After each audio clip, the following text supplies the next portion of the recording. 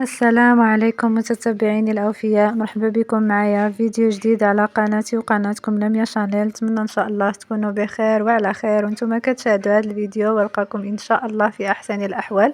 فيديو جديد واخبار جديده. الخبر ديالي معكم على علاء الطليق ديال خوله كوين. فتكلم في هذا الفيديو على الرأي ديالو في زوج أفلاطونة والتعنيف ديالو للزوجة ديالو، فشوفوا شنو قال على هذا الموضوع. فنخليكم مع الفيديو. نهضروا شويه على الموضوع ديال أفلاطونة. انا نسول أفلاطونة هنايا واش عندي الحق ولا ما عنديش الحق. المقصود ديالي من البارح من داك ستوري هو انني قلت بزاف ديال لي كوبل دابا ولاو كيدابزوا مع بعضياتهم، يعني المراه حتى هي ولات كتدافع على راسها مع الراجل حتى هو كيدافع على راسو، وكيبقاو كيدابزوا، يبقى داكشي بيناتهم، ما يتدخل بيناتهم حتى شي واحد. واش عندي الحق ولا لا؟ دابا المراه ولات سواسيه مع الراجل، ولات هي وياه كتخدموا، ولاو بجوجهم كيصرفوا، بجوجهم كيطيبوا، بجوجهم كيجمعوا دارهم، بجوجهم كيولدوا، بجوجهم كيربيو وليداتهم، بجوجهم كيديروا اي حاجه، يعني ولاو مسؤولين على بعضياتهم. يعني ملي كتجي الوقيته ديال انهم كيدابزوا ولا كيتناقشوا ولا كيتعايروا بجوجهم، مابقاش دابا المراه كتسمح في حقها، ولات المراه كتدافع على راسها. وكيف ما قالت افلاطونه بفمها، قالت انا مني قاسني ولا دفعني ولا ضربني، ضربته انايا بالقرعه ودارت وفعل، حتى هي دارت الرياكسيون. يعني كيبقى في الاخير بعضياتهم ما يتدخل فيهم حتى شي واحد. هذا هو المقصود من.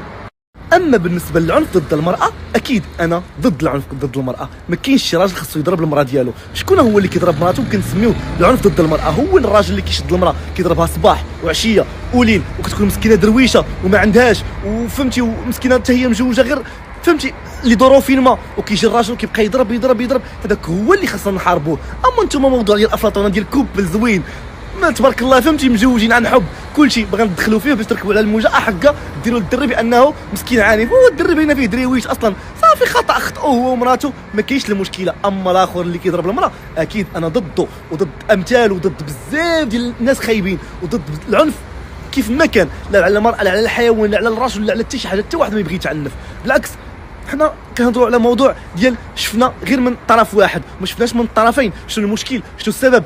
ما بقاوش تحكموا انتم دغيا باش ترجعوه موضوع ديال العنف ضد المراه، ولا كتبغيو تطلعوا على الموجه، ماشي مشكله طلعوا على الموجه.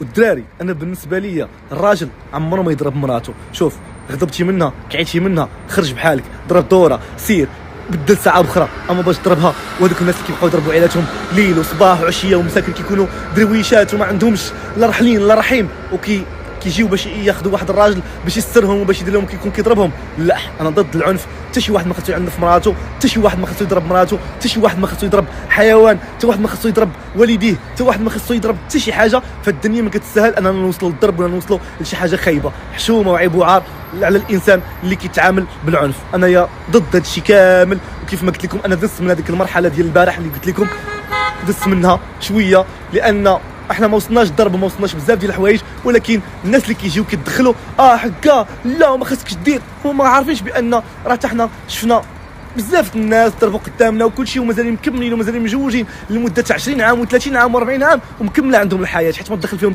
كيف ما قلت لكم، بزاف ديال لي كوبل وبزاف ديال الناس وبزاف ديال الناس كبارين تزوجوا بقاو مزوجين 20 عام و30 عام وتحاربوا مع بعضياتهم وكل شيء، ولكن كاين داك الحب كيبقى جامعهم. ما ندخلوش بخيط اسود باش نفرقوا لي كوبل اللي دابا طالعين. وكيف ما كنقول لكم، البيوت اسرار، عمركم ما تحكموا على شي حد. وكيقول لك ما خفيه كان اعظم. نتوما كتشوفوا غير واحد شي شويه من داك الشيء اللي كيصوروا لكم الناس، اما الحقيقه حتى شي واحد ما كيعرفها من غير اللي كيكون عايشه.